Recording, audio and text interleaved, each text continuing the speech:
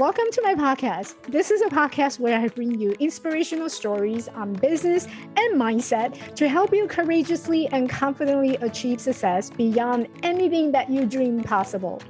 I'm your host, Michelle Quay. I'm a visibility confidence coach and the founder of Elevate Life Coaching. Let's just say that I know a few things about overcoming seemingly impossible obstacles in life and in business. My goal is to get you out there in your world so that you can stop playing small. Welcome to the show.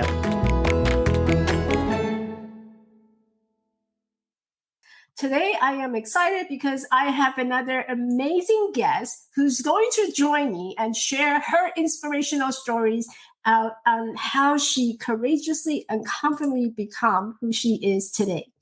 Today, I have my guest, Eve Cortes, who is an empowerment, life, and executive coach with over 20 years of human resource experiences and mostly as the senior HR director.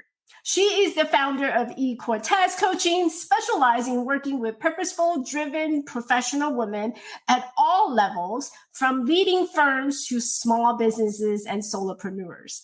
Eve is on a mission to empower exhausting businesswomen to step into their inner peace, balance, and reconnecting with their authentic selves to live a more meaningful and successful and joyful life.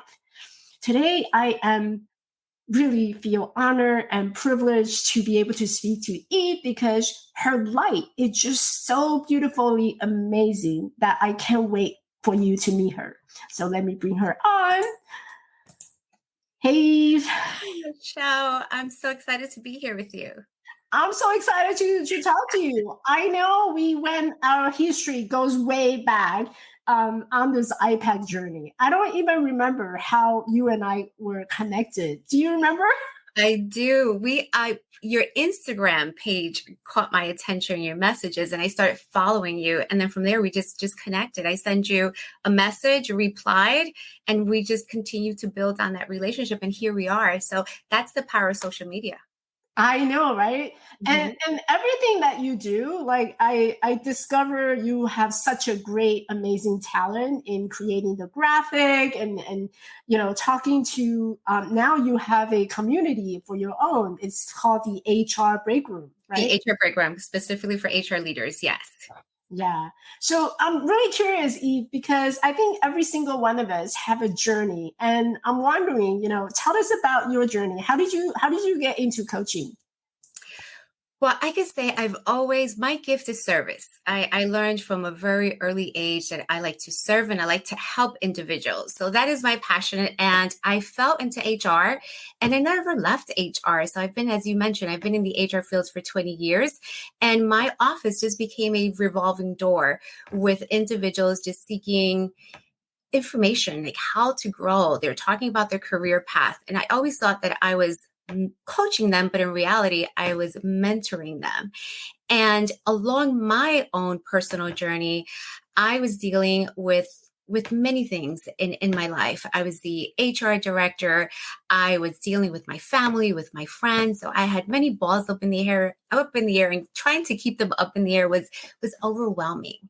And I wanted to control everything in my life. And I knew that I just couldn't. And I started then going into a self-discovery journey. And that self-discovery journey just took me through a path of really diving deep into myself. Who am I? What are my values? And what is my happiness? What do I stand for? And I had more questions than answers. And I worked very closely with a coach. And we really dived deep into my values, into what was important in my life. And I learned that we have to be very clear with our journey. And it's not about the outcome, as you said, it's just enjoying that journey. And from there, I knew that I wanted to learn more about coaching. And that's how I fell and stumbled upon coaching. And then I discovered IPAC. And from there I was on a mission. I was on a mission to really go deep with my coaching career. Mm-hmm.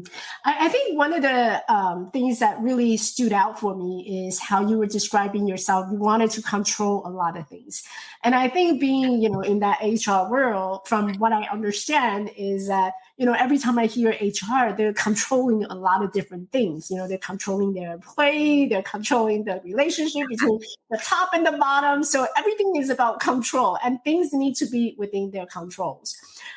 So I'm wondering, in your journey before you became a coach, was there anything that you felt out of control? Absolutely. And I love that question. Yes. And when it comes to the HR professional, at least with my experience, you have structures that you need to you follow. You have policies that you need to follow. You have labor laws that you need to be compliant with. And you have to make sure that you communicate that and that everyone enforces and adheres to these policies. So it is a lot of structure, and you integrate that into your own life where you want to have that structure and you want to have that control, at least for me. And so juggling then my own life, I wanted to have total control of my life, and that just took me to a very stressful place, to a place where I just felt overwhelmed with my day to day. As I said, I wore many hats, and I felt that I should show up a certain way. I needed to show up as the perfect HR professional, the powerful HR professional, the perfect mom, the perfect friend, the good wife. And I felt I needed to be superwoman and show up as our society tells us that we need to show up. But at the inside, I was going through a divorce. My life was falling apart. I was a total mess. I was burned out. I was depressed. I was stressed. But yet, Michelle, I was an expert at hiding it from everyone, because you see, I was the strong one that kept it together for everyone. At home, with my children, with my family, with the 30 plus employees that expected a service from me. So I didn't have anyone to go to. Mm-hmm. So Yeah.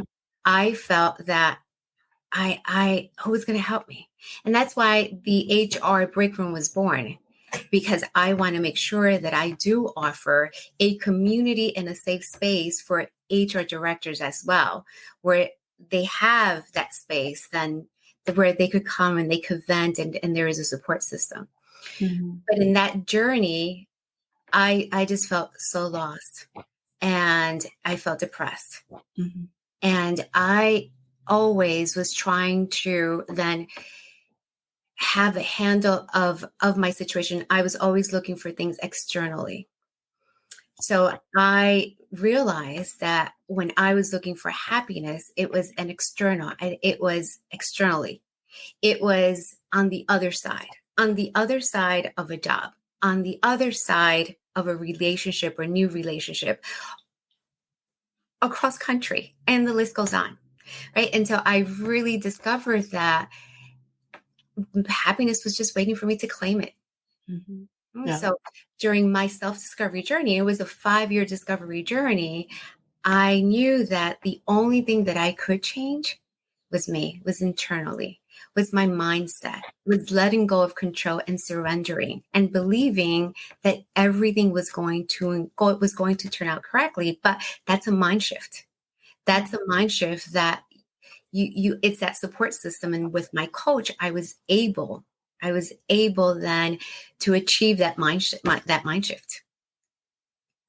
So I kind of wanted to take the audience back to a point where you didn't go to the other side, right? And I think what really I'm really curious to know, like, at what point did you realize that, I'm doing a lot of external searches, and there's a lot of things I need to control, and as you said, there's many hats that you were wearing. At what point did you realize that this was not the way that you wanted to live your life, right? This is not the way to go in your career. I love that story. That takes me to a specific moment in my life. And I remember waking up and going to work, and I just felt I was suffering anxiety, and I did not know that I was suffering anxiety, and it was affecting me physically. And I remember waking up, going to work a normal day, and I felt nauseous. I had a headache. My entire body ached, and I didn't know what was going on. And I called my boss and I said, I don't feel well. And my boss said, hey, don't worry, Eve, like stay home, rest. And as the day just evolved, my symptoms got worse. And the next day, they just affected me even more. And it wasn't just one day. I had these symptoms for the next 30 days. And that's when I realized that it was when I started doing my own search and trying to understand my physical symptoms. And I really understood where I was at emotionally. I had hit rock bottom emotionally. I was lost. I was depressed. I was confused, but I was able to manage that. What I lost total control was when it affected me physically. And after 30 days of experiencing these symptoms, then I realized that I said, enough is enough. I need to do something, and I need to understand and dive deep how I could manage what's happening to me. And by managing, I mean surrendering and having the ability to say, I don't, the only thing that I could control is myself right now. Mm-hmm. What was the first thing that you did to get you to that point? The first thing I did, I started many things. I started reading in regards to how to control your emotions. I always thought, talking about happiness, I always thought that I needed to be happy.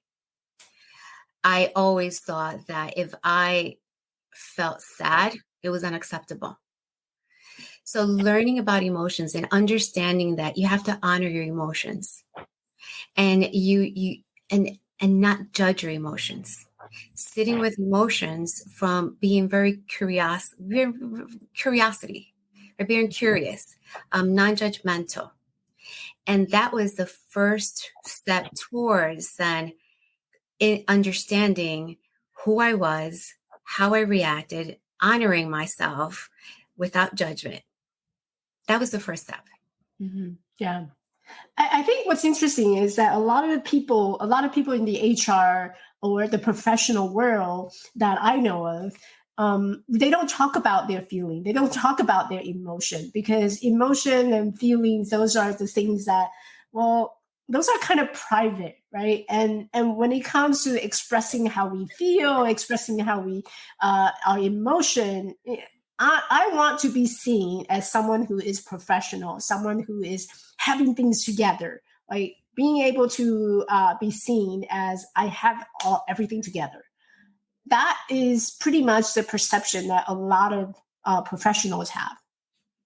So how do you invite those people in to your community? Like, what's in the HR break room community? Why did you start it? Why did I start my HR community? It's my HR community is to build a safe space for HR leaders where we could have a group like-minded women and have conversations, deep conversations, go deep as we would in a woman's circle, being very vulnerable and being a soundboard to one another and showing up very powerfully, removing our mask. And that's what it's part of my coaching as well. As women, we wear a different mask. As individuals, we wear a different mask, right? We want to show up a certain way. Again, the way we believe we should show up. So it's more of you walk in and it's a safe space where we trust one another, where there's confidentiality within this group. And we talk very honest about what is going on, how we feel, and how we support one another. So it's a community to support us, and understanding that, and at work as well, and something that I promote as well, the individual that is reporting to work every single day is the whole individual. We don't leave our problems at home as we used to hear. I remember when I was growing up in the HR field, and I had just started maybe when 30 years ago, I remember the phrase, right? You leave your feelings at home. That's impossible. That does not happen, right? The individual is the whole person. And that's where we need to have support systems within the organizations as well, where they could trust us. And the HR office, right? It's a safe space. It's where we offer them that support, that emotional support as well, because we need to be there for our team members at all times. Mhm. So what would be the benefit of letting go of that mask, being able to step into our authentic self? That's one of the things that you do for in terms of how you're helping your women HR professionals. What would be the benefit of doing that? I would say the first benefit that comes to my mind and something that I felt immediately is that freedom to be yourself, that freedom that you're not showing up as you think you should show up. You're showing up as the person that you're feeling, that you're connected with, the person that's aligned with all your core values. There's nothing to hide. So it's that freedom, it's that relief, it's that just that informal, authentic you. And that authentic you, that's the person that connects with everyone around you. And that is how you're going to nurture and build like these quality relationships. So we talked about the secret of happiness. Mhm. And when I started doing my research, I stumbled upon a study. It's a Harvard study. It took 75 years for this particular study. And the one lesson after 75 years that's very clear that helps us with our happiness is building relationships. It's building good quality relationships with our friends, with our family, and being part of a community. So that's the message that I do want to deliver today. When we think about happiness, what is that secret to happiness? Is understanding what is important to you, what is valuable to you. And it's not the amount of friends and it's not the amount of people that are with you in your social life. We're talking about meaningful and quality people that are in your life. It has been proven through this study, a 75-year study, that happiness is built on relationships. I believe in relationship. And I think one of the things that I have never thought about before I met you about HR people is that I see them as people. One thing I always say, see HR as a whole department. And when I think of HR, they're very serious, they're going play by the book. So it was hard for me coming off from an employee perspective to see them as people. And the reality is that HR professional, they're people. You are people. You are a person. And so having that understanding of building the relationship and seeing you guys as, yeah, they have emotion as well, and they're just people. We are people with emotions, with a lot of emotions. I could tell you, individuals that are in the HR world, we're very caring, we're very empathetic, we're very compassionate. We serve. We are here to serve. So we are heart-centered leaders for the most part. Yeah. And it was really it was mind-blowing for me to, like, after I got to know you and got to meet other HR professionals, how caring and how devoted you are for the overall wellness of an organization, and how much you have devoted yourself and all those around you to really help them to be a better version every single day. And I see that about you. I see that how you are helping your clients. It's just very inspiring to see and get to know you. Well, thank you, Michelle. Thank you for that. And as I said, I believe when it comes to myself, there is a purpose. So I believe that my journey and everything that I've lived it's for a service, and it's to help individuals. So my journey was a little wiggly. I want to help individuals shorten that path with processes, with support, and to help individuals understand that they are not alone, and and that support system is crucial, whether it is with me or any other coach. That support and that process, it's crucial in moments where you feel confused, lost, and overwhelmed, especially emotionally and physically exhausted. How do you work with your clients? How do I work with my clients? Well, I peg grads, so definitely I take them through our discovery of energy. And our Discover Energy, we start with an assessment and we take something as intangible as energy and we make it tangible through an assessment, identifying then how they perceive the world around them, how they perceive their world based on their belief systems and the glasses they're wearing, and viewing the world, the way they've interacted with individuals, how they're showing up when things are working very well, how are they showing up when they're living in a stressful moment. And I talk about the different levels in energy, which is the different perspectives of life. And I help them analyze where they are in a good day and where they are in a stressful day. And I help them then create these coping skills to tap into higher levels of energy. And then and then after that particular assessment, we create a journey specifically for them, because I want to make sure that as part of the process that they go through with me is an internal journey. So we talk about values. What are their core values? What are their 5 signature strengths? What purpose and mission, right, are they in tune to, where there is a complete alignment to themselves?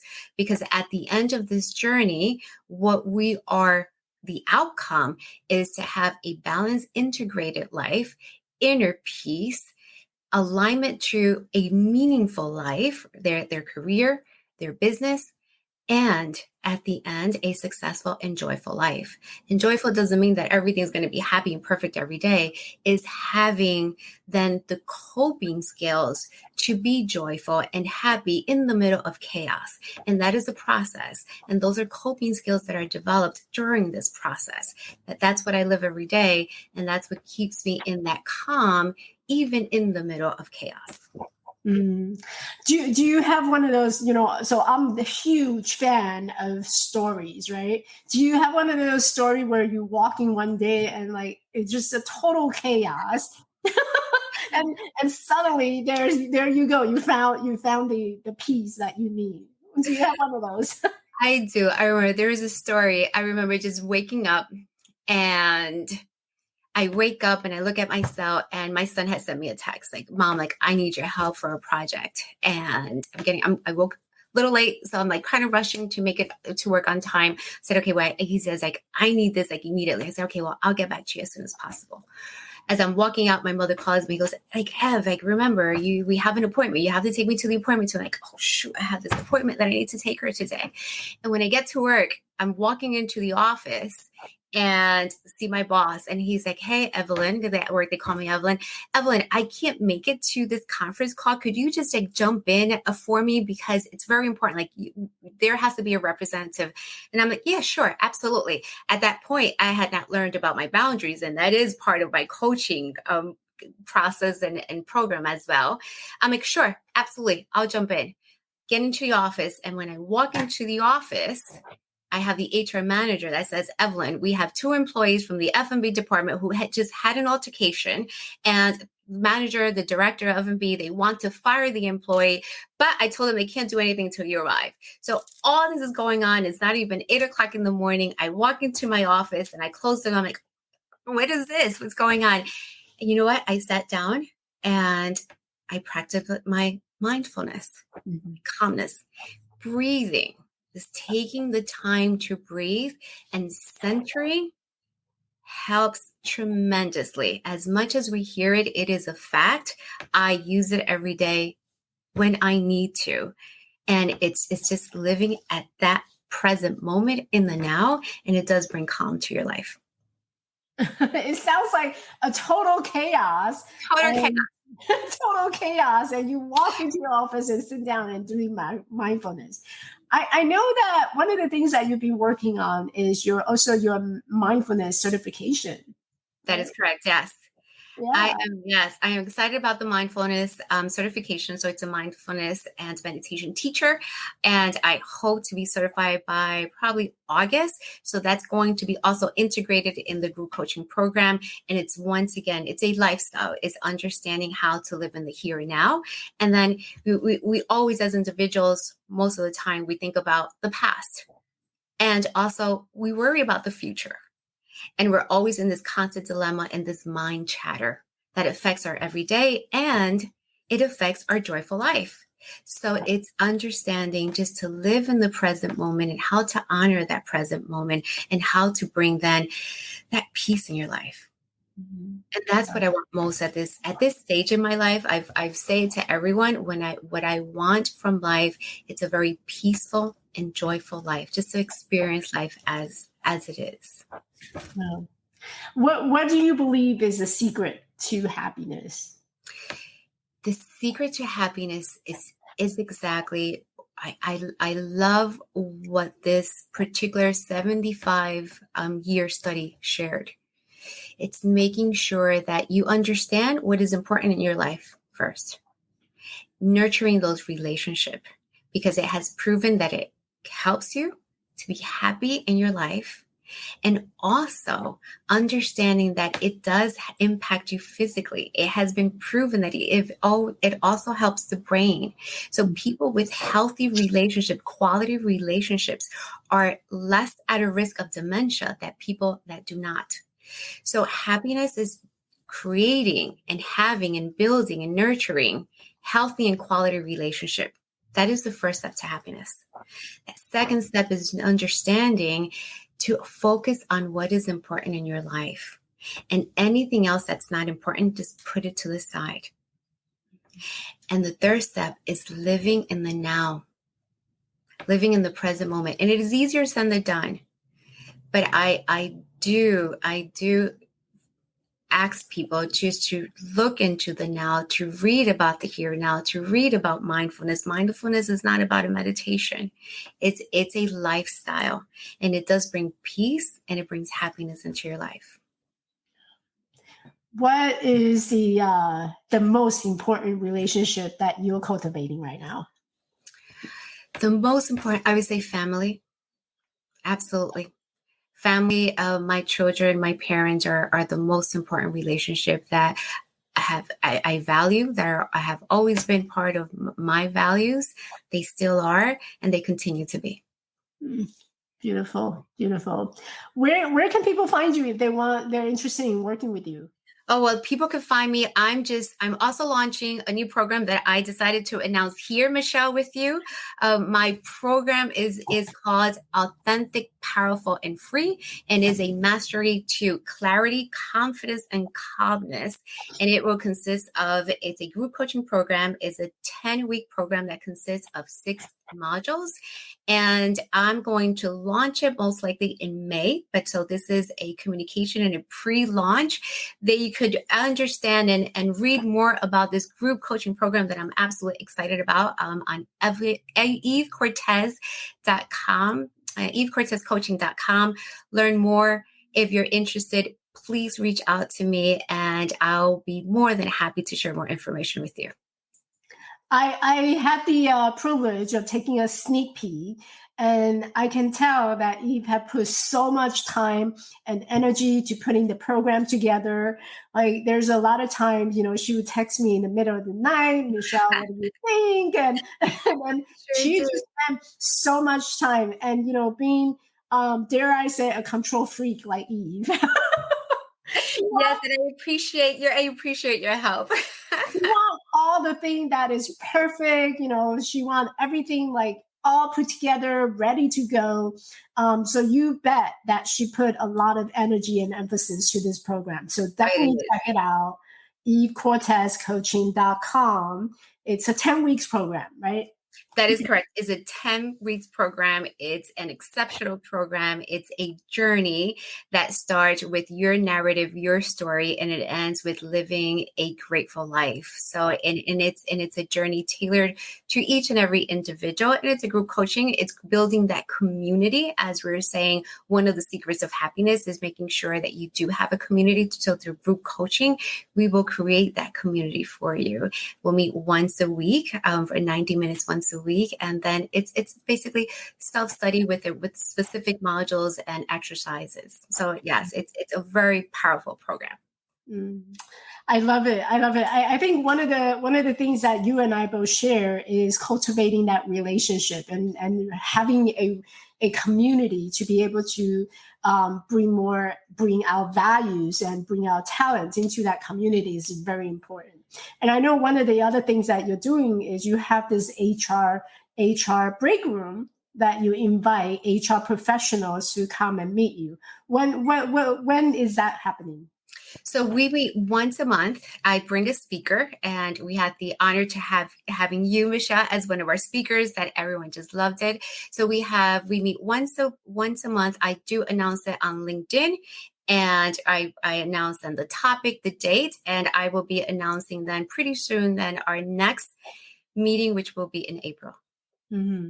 And so you can find Eve also on LinkedIn, correct? That is correct. Yes. Okay, so it's Eve Cortes on LinkedIn?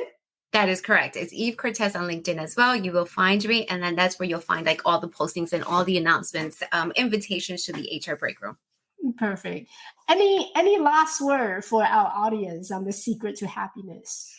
Secret to happiness is live every day to the max. It's making sure that you enjoy life, that it is an experience, and being grateful. Just waking up and just think of 3 things that you're grateful for. And that really sets the tone for your entire day. Just taking advantage of your entire community, your family, everyone that's around you, not missing a moment, because we don't know what's going to happen tomorrow. And I think COVID was the perfect example of how things could change so drastically within our lives. So it's focusing on everything that you're grateful for and just continue to building those relationships and focus on what is important in your life, and then just move to the side anything that is not, because do not focus on those areas in your life that are not any value to you. It's being very, very centered, very focused, very intentional.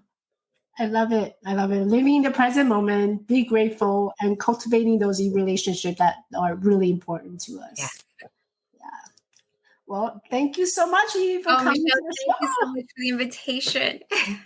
I had a great time. I have a great time. Thank you. I really enjoyed our talk. Yeah. I will put you to the backstage so I can wrap up the show. All right, everyone. There you have it. So the secret to happiness, as Eve had told us, be in the present moment, be grateful, and cultivating that relationship that matters to you. And hopefully you're walking away today with more secret to your happiness and finding that joy in your life. Hey, you finding yourself stuck and not sure what to write about on your Instagram or social media platform? The idea of posting on social media about your coaching business is just so overwhelming that you find yourself getting caught up in questioning what type of content you should post, what you should share, and more importantly, what's actually worth sharing. What if I told you that you can deliver a steady, predictable flow of content that wins the heart of your soulmate client without feeling the overwhelm? Grab a copy of my free content calendar that will help you organize your creativity with purpose, clarity, and simplicity, so you can always have one place to map out all your social media goals, plan your strategy, and track your progress. Head over to members.elevatelifecoaching.org/content planner and grab a printable copy today. See you soon.